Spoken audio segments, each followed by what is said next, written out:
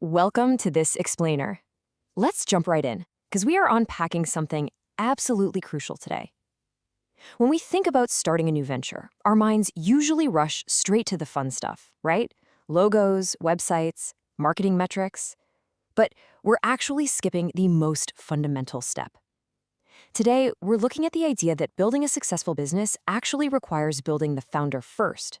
Grounding your mindset, your energy, and your identity, that has to happen before you build anything external.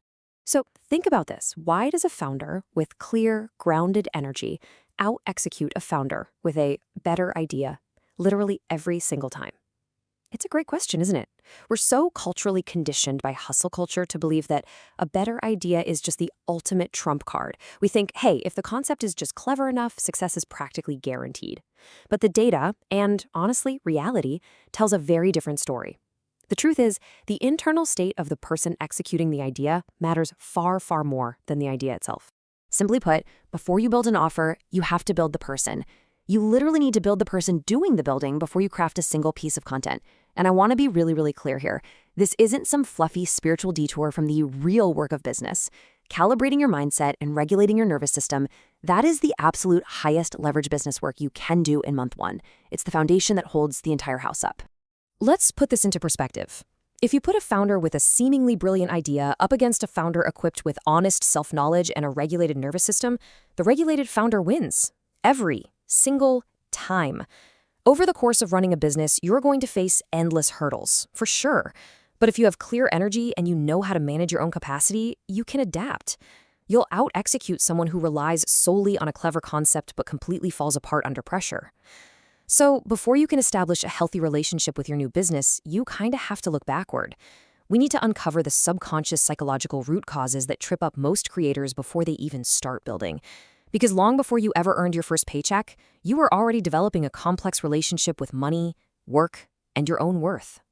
All right, let's get into section 1, your invisible money story. Now, what's really interesting about these money stories is that they feel exactly like universal laws to us, but they're actually just hypotheses. A money story is basically a collection of inherited beliefs we've absorbed from our families, our culture, and our early experiences. We take incredibly limited early evidence about who gets to be wealthy or what money means about a person's character, and we just lock it in as absolute fact. Let's look at how this happens in the real world. Imagine a child who watches their parents stress over bills at the kitchen table every single month. The tension in the room is palpable, right? It's heavy. Now, that child doesn't understand macroeconomics. They just draw a fearful conclusion under immense pressure. They conclude that money is scarce and dangerous, and boom, that becomes their invisible story. Or consider a totally different scenario. Think about a child who is only ever praised for grueling, exhausting hard work, and never praised for ease or natural talent. Well, that child forms a very different hypothesis. If it came easily, it doesn't count. They absorb the belief that an immense amount of struggle is literally required before any kind of success. And this brilliantly illustrates why this matters so deeply and practically for your business right now. Left unexamined, these childhood stories quietly drive your adult business decisions. Every single week, you're facing choices: what to charge, how to handle a slow month, whether to invest in a new tool. If your unexamined money story says, I have to suffer to deserve success, you're going to unconsciously build launch strategies that absolutely exhaust you. Why? Because ease will just feel like cheating. Doing this inner work isn't just therapy for its own sake. It's about calibrating the instrument you'll use to make hundreds of business decisions. Moving on to section 2, the 4 money archetypes. To help us really understand these patterns, we can look at a diagnostic framework based on research by financial therapists Ted and Brad Klontz. They popularized the concept of money scripts and identified 4 recurring patterns, or archetypes, that we can use to start diagnosing our own hidden blocks. The first one is money avoidance. This is the deeply ingrained belief that money is somehow bad, that wanting it is shameful, or that people with money are inherently corrupt. In a business context, this shows up in incredibly self-sabotaging ways. It manifests as a severe discomfort with selling, chronically underpricing your work, or literally avoiding looking at your business bank account because it brings up so much shame. Next up, we have money worship. This is essentially the exact opposite side of the coin. It's the belief that if you can just get more money, it'll finally solve your underlying emotional discomfort. For a founder, this is dangerous because self-worth becomes entirely tied to numbers. It shows up as chasing endless revenue targets that, no matter how high they get, never actually feel like enough. The third pattern is money status.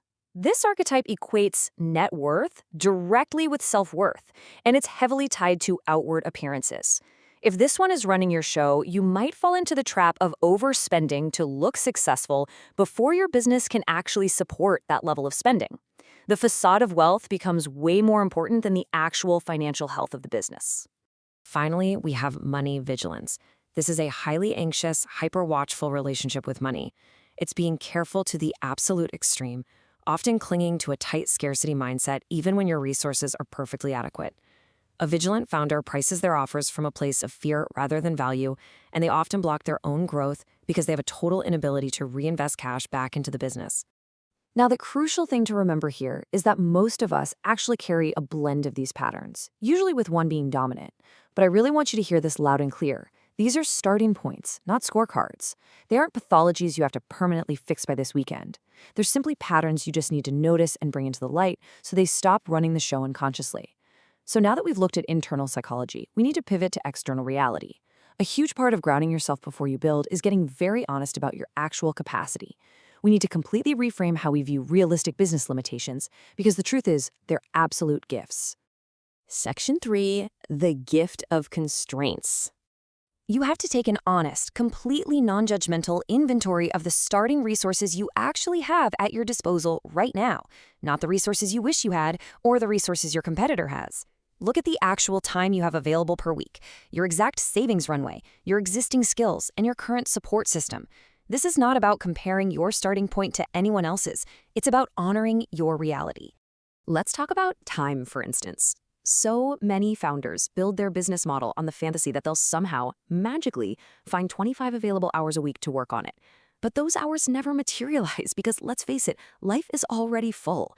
A business built on a fantasy of 25 hours will just quietly, slowly fail under the weight of its own unrealistic expectations.